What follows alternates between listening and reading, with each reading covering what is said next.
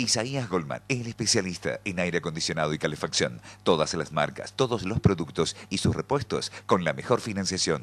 Isaías Goldman, el especialista. Bulnes, esquina Pringles, teléfono 589-0033.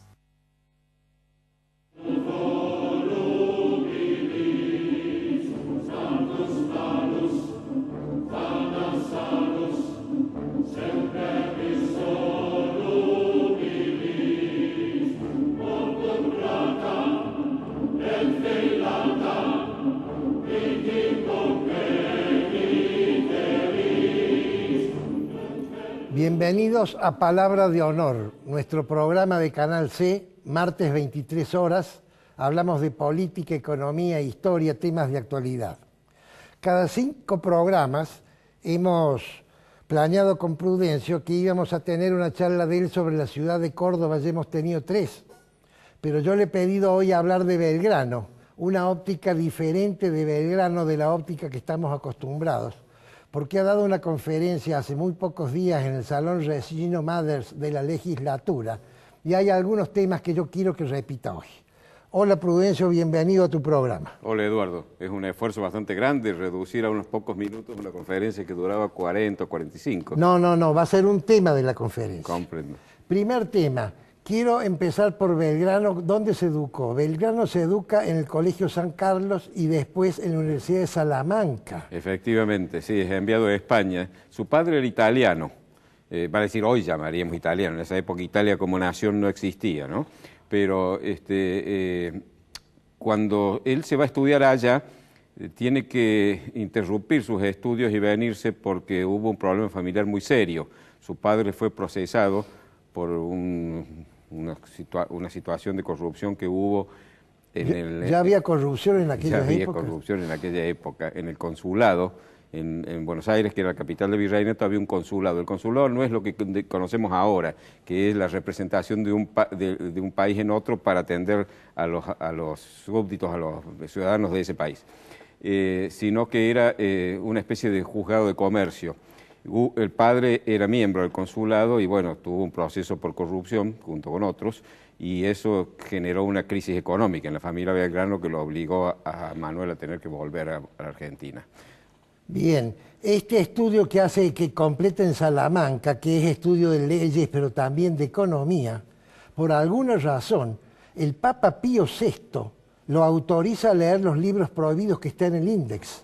Por supuesto que son los libros del liberalismo. Y él viene a la Argentina, y yo creo que él ha sido uno de los primeros que ha traído el tema del liberalismo, no era Argentina, por supuesto, era el virreinato.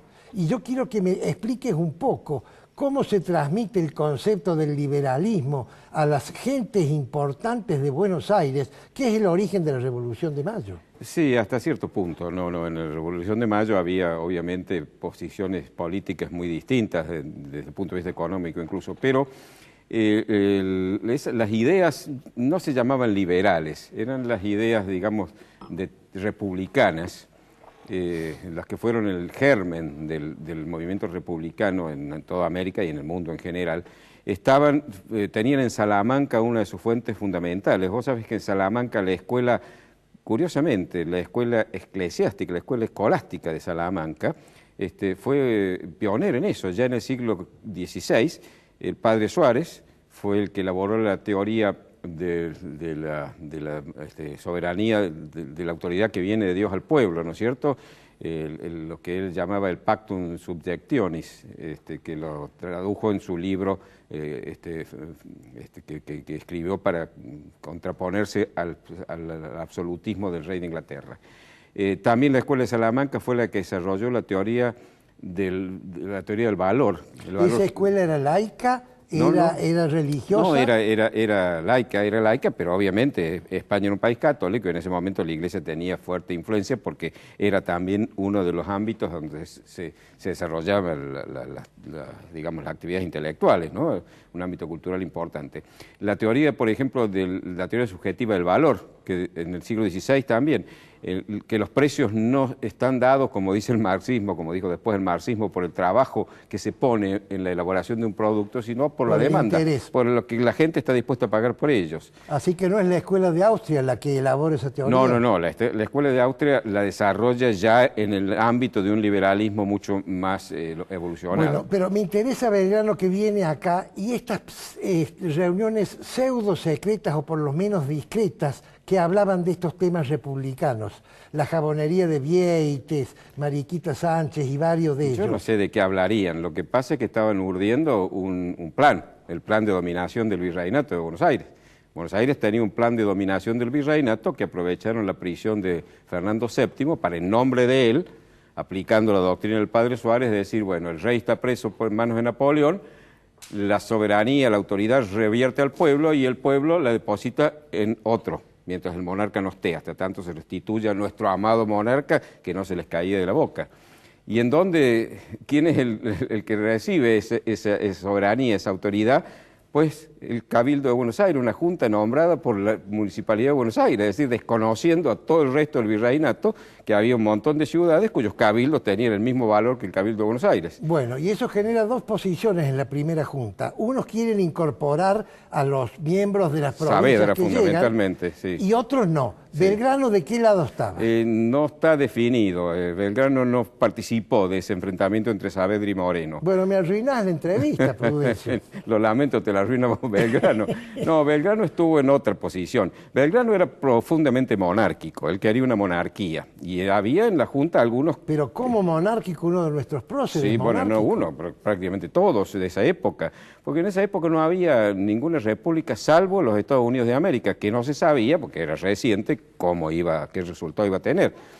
Ahora, la monarquía que propiciaba Belgrano, y propiciaban casi varios de los próceres de esa época, era una monarquía temperada, una monarquía parlamentaria, una monarquía donde el rey era más o menos lo que son hoy los reyes de los reinos europeos, de España, Inglaterra sobre todo. Sí, todos ellos, Holanda, Dinamarca, etcétera, ¿no?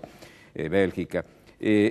Tanto es así que él, cuando lo manda en 1814, junto con Rivadavia, el director supremo Posadas, a España a felicitarlo a Fernando VII por su restitución en el trono y a pedirle que se ocupe de estas tierras, Fernando no los recibe. Y entonces le escriben una reverente súplica, así la llaman, a su padre, Carlos IV, que está exiliado en Roma, y le piden que lo nombre a su hijo menor, al infante don Francisco de Paula, rey de un reino que cree un reino, y que lo nombre a su hijo rey, aquí, el reino del Río de la Plata, Chile y Perú.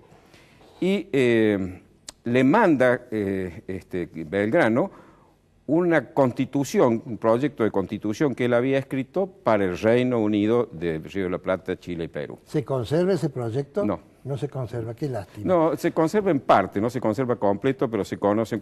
Estaba muy inspirado en lo que había sido 2 años antes la Constitución de Cádiz. Es decir, liberal. Sí, vale decir, hoy diríamos liberal. Una concepción que preveía un país gobernado por un sistema republicano con un rey. Claro. Lo que es hoy España. Bueno, entramos ahora sí en el tema de la bandera. Belgrano va a las orillas del Paraná ¿Y qué pasa? Va en calidad de oficial de patricios, tengo entendido. Sí, y ahí se da con que había una guerra civil, es decir, cuando Buenos Aires invade otras ciudades y todas las capitales de gobernación se resisten, porque no quieren ser dominados por Buenos Aires, Montevideo, Asunción, todas las ciudades del Alto Perú, Córdoba, por supuesto. Salta es la única que hay discusiones, pero en definitiva sí adhiere a esa junta porteña. Belgrano se da cuenta de que en esas batallas todos llevan enarbolan las banderas de Fernando VII, la bandera española. Entonces él decide y le escribe al triunvirato diciéndole que ha hecho confeccionar una bandera blanca y celeste. Con los colores del manto de la Virgen. Bueno, esa es una de las teorías. ¿Cómo fue la bandera que enarboló Belgrano? Parece que no fue una sola, porque se encontraron en Macha, en una capilla que se llama Tiriri, en Bolivia, unas banderas que habían quedado escondidas después de la derrota de Ayohuma, y una de ellas es como la bandera argentina actual. La otra, que creo que la están pasando en este momento, sí está detrás nuestro, es al revés, con dos franjas blancas y una celeste al medio, que está en el Museo de la Casa de la Libertad de Sucre. Pero yo tengo la convicción de que la que enarboló Belgrano a orillas del Paraná era de dos franjas, una blanca y otra celeste, verticales, que es la misma que llevó San Martín, hizo confeccionar en Mendoza y llevó en la campaña a Chile. Y, ¿por qué digo eso? Porque uno de los retratos más fidedignos de Belgrano es el que él hace retratar en Londres en 1815 por Carbonnier, un pintor francés que vivía allí. Él hace retratar. Él se hace retratar a sí mismo. Es decir, él da las instrucciones, y él da las instrucciones, y al lado del cuadro, creo que recién lo han pasado, al lado del cuadro del retrato de Belgrano de Carbonnier, está una escena de guerra. Y en esa escena de guerra, en la foto no se nota, en la foto no se nota muy bien, pero cuando se puede ver bien el cuadro, se ven esas banderas con dos franjas, una blanca y una celeste. Ahora, ¿en qué se inspiró? Nunca lo dijo.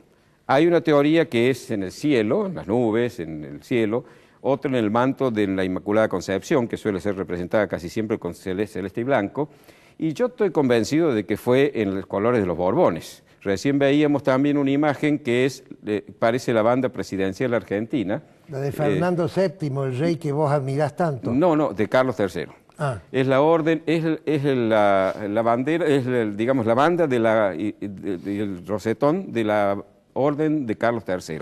Yo creía que era de Fernando VII, el rey que vos tanto admirás. No precisamente.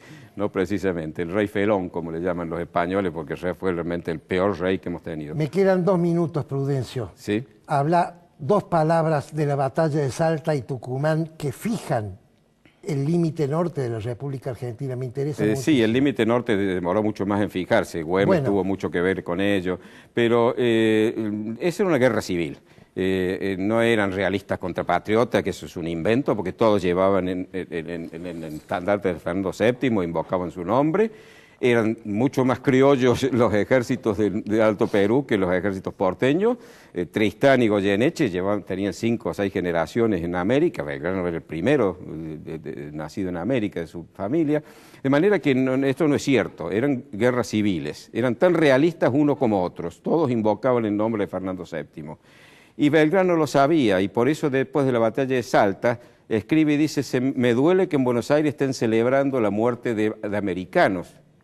Y ordena que todos los muertos de la batalla de uno y otro bando fueran enterrados juntos, y pone una lápida donde dice: aquí yacen los vencedores y los vencidos de la batalla de Salta. Y al coronel Felipe de la Hera, que le lleva la rendición de Tristán, le dice: dígale a su general que se parte mi corazón al ver tanta sangre americana derramada.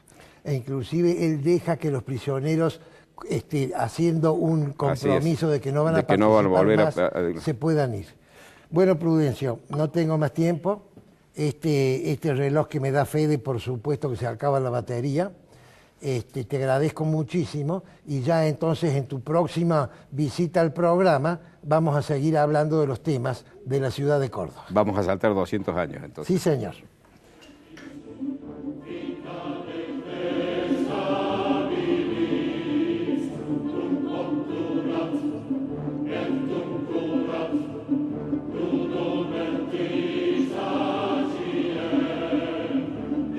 Isaías Goldman, el especialista en aire acondicionado y calefacción. Todas las marcas, todos los productos y sus repuestos con la mejor financiación. Isaías Goldman, el especialista. Bulnes, esquina Pringles, teléfono 589-0033.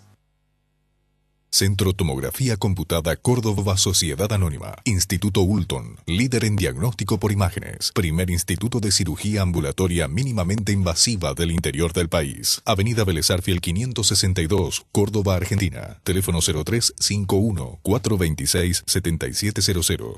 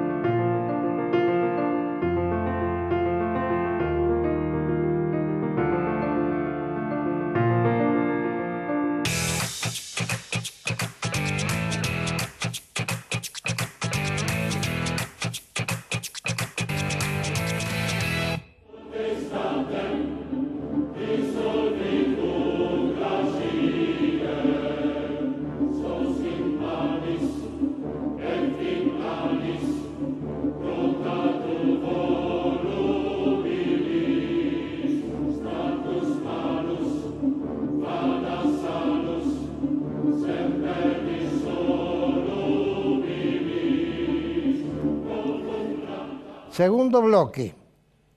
No me arranca el reloj. Bueno, márcame vos, pollo. El martes que viene, que es el 3 de julio, vamos a dar el Teatro Leído Clamor en la Academia Nacional de Ciencias. En el programa Artísticamente, yo he explicado lo que es teatro leído y por qué yo uso esa herramienta. Hoy voy a hablar de Clamor, que un poco viene a continuación de la charla mía con Prudencio. La obra Clamor, que es de mi autoría, empieza con la visita del espíritu de Liniers, que fue fusilado en Cabeza de Tigre, en lo que fue su casa de la estancia de Altagracia. Ustedes saben que las estancias jesuíticas cordobesas son extraordinarias, pero hay dos que se llevan los galardones, Santa Catalina y Altagracia. ¿Cuál es más importante, Prudencio? Más grande, Sí, Santa Catalina. A mí me es muy útil que Prudencio esté en el piso porque me dice las cosas que yo no sé. Altagracia es fabulosa, vayan a verla porque está remozada. Fue la casa de Liniers. El espíritu de Liniers visita esta casa a la hora de la oración, 7 de la tarde, ya hay sombras, se encuentra en un recodo de la galería con el espíritu de Castelli, que comandaba el ejército de 1000 hombres, que vino, los apresó y los fusiló sin juicio previo. Y empiezan a discutir. Por supuesto que cada uno le endilga responsabilidades al otro, y como no se ponen de acuerdo, dice Castelli, voy a invocar al espíritu de Moreno, porque quiero que me ayude en mi alegato. Y entonces lo invocan a Moreno, siguen discutiendo, por supuesto que con Moreno menos se ponen de acuerdo, y entonces Liniers dice, voy a invocar al espíritu de Rodríguez para que me ayude en mi alegato. Lo traen a Rodríguez, que también es fusilado en Cabeza de Tigre, siguen discutiendo, no se ponen de acuerdo, y entonces dicen, necesitamos un árbitro imparcial, uno que no haya estado en este tema para que pueda dirimir nuestras diferencias. Empiezan a barajarse nombres y por ahí surge el nombre de Sarmiento. Yo soy vicepresidente del Instituto Sarmiento Córdoba. Sarmiento es de otra época, pero como bien dice la obra, es atributo de los fantasmas, de los espíritus, viajar de una época a otra. Y los cuatro lo invocan a Sarmiento. Y entonces Sarmiento se apersona y cuando le piden que haga el arbitraje, él dice, yo no he pedido hacerlo, pero si ustedes me convocan y yo acepto, desde ese momento estoy imbuido de la autoridad y no voy a permitir ninguna queja. Sí, por supuesto que sí. lo invisten de la autoridad y lo primero que dice Sarmiento es: no solo los voy a juzgar a ustedes 4, sino que voy a juzgar también a Belgrano y a Saavedra. Pero no están, los voy a juzgar en ausencia. Y no voy a juzgar lo que hicieron, sino las intenciones de lo que hicieron. ¿Cómo va a juzgar intenciones? Lo que se juzga son los hechos. La intención es lo que vale, dice Sarmiento.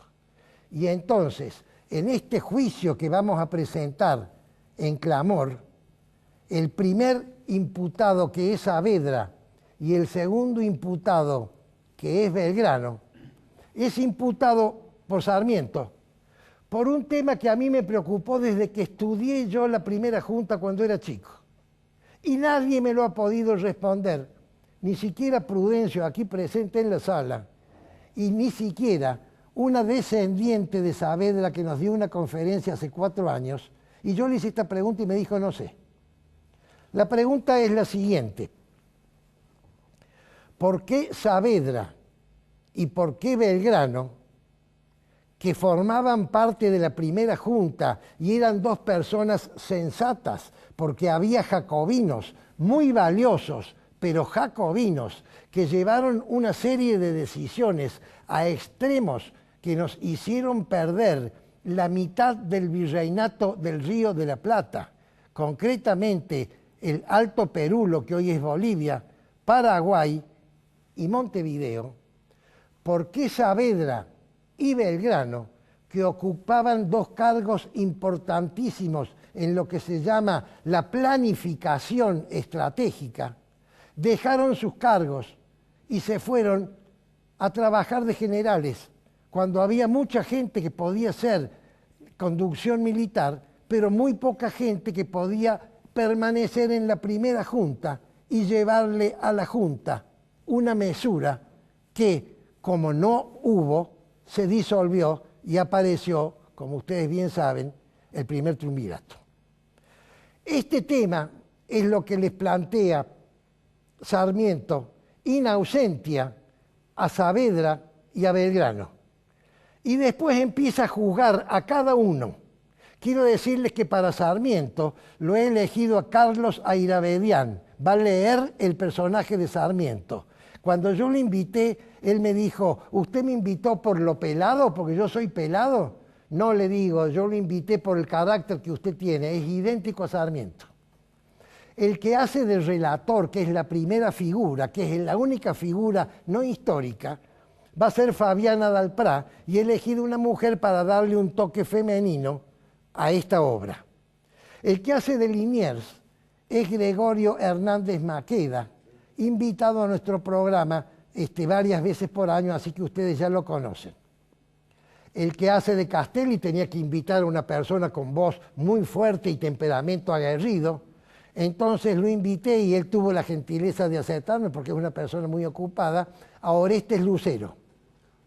Y el que hace de Rodríguez es Rodrigo Agrelo, que es abogado. Ustedes saben que Rodríguez fue el primer profesor de la Instituta, la Cátedra de Derecho de la Universidad Nacional de Córdoba.